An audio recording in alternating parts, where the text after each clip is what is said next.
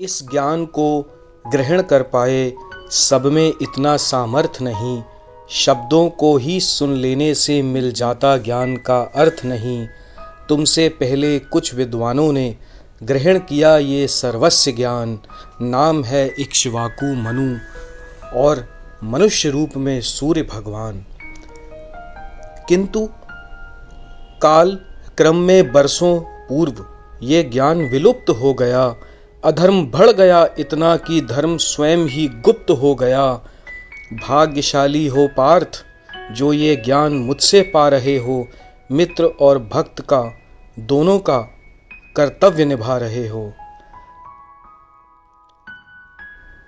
प्रश्नों के अंबर पर बैठा अर्जुन शांत कहाँ रह सकता था?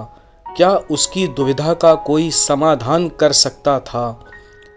बोला, जो नाम बताए आपने सहस्त्र वर्ष पूर्व मृत हो चुके हैं, किंतु माधव आप कुछ वर्ष पहले ही अवतरित हुए हैं।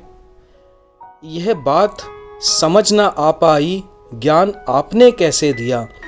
आपके अमृत वचनों को मनु इक्ष्वाकु ने कैसे पिया? बोले कृष्ण, हे अर्जुन, हम दोनों के जन्म हो चुके अनेक, तुम्हें स्मरण नहीं है पार्थ, किंतु मुझे ज्ञात है जन्म प्रत्येक।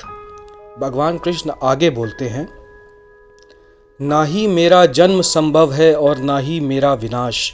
मैं समस्त जीवों का स्वामी, मैं ही धरती, मैं ही आकाश। जब धर्म का होता पतन और अधर्म बढ़ने लगता है, तब विभिन्न रूप में मेरा स्वरूप प्रकट होने लगता है। मैं आता हूँ कि जीवों का उद्धार हो सके, मैं आता हूँ कि दुष्टों का संहार हो सके। मेरे आने मात्र से धर्म स्थापित हो जाता है, हर युग का चक्र पुनः प्रचलित हो जाता है। जो ज्ञान प्राप्त कर लेता है मेरी दिव्य प्रकृति का, जो मूल जान जाता है मेरी सनातन प्रवृत्ति का, इस भौतिक संसार में वह पुनः जन्म नहीं लेता, विलय हो जाता मुझ में, हो सतयुग द्वापर या त्रेता। भय और क्रोध से छूटकर, तन्मयता मन में कूटकर, मेरी शरण में आकर और दिव्य प्रेम को पाकर बहुत मनुष्य पवित्र हो चुके हैं, हर बंधन से मुक्त हो चुके हैं। जिस भाव से मनुष्य मेरी शरण में आता है, उसी प्रकार का फल वह मुझसे पाता है। कर्मों की सिद्धि हेतु देवी देवता पूजे जाते हैं, उन कर्मों का फल भी शीघ्र प्राप्त कर पाते हैं। किसी कर्म का प्रभाव मुझ पर नहीं पड़ता है, ना ही मेरा मन कर्म फल की कामना करता है। इस छोटे से शब्द को जो समझ पाता है, कर्मों के फल के लालच से बच पाता है। कर्म और अकर्म में भेद क्या है, यह पार्थ तुम जानो। जानकर स्वयं को शुद्ध करो और सुमार्ग पहचानो। कर्म, अकर्म और विकर्म, इन तीनों में अंतर क्या है? एक बुद्धिमान मनुष्य के हाथ में जादुई मंत्र क्या है? किसी कामना से रहित कर्म सदैव सर्वोच्च होता है। ज्ञानी मन संयम में रखकर बुद्धि से कार्य करता है। वह संपत्ति के स्वामित्व का त्याग कर देता है, सिर्फ शरीर के निर्माण हेतु ही कर्म करता है।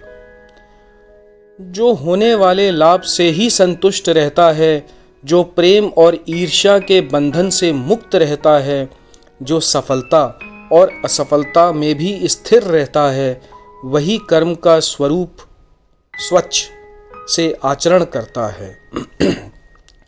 यज्ञ, तपस्या, व्रत, कुछ मार्ग और भी प्रचलित हैं। भूख सांस की आहुति देकर भी मनुष्य विचलित है। गुरु की शरण लेकर तुम सत्य को जान लो। जिज्ञासा व सेवा करो और दिव्य रूप का ज्ञान लो। यह सब शत्रु जो देख रहे हो, इनमें मेरा ही वास है, किंतु दुख सागर के उस पार सिर्फ प्रेम का प्रवास है।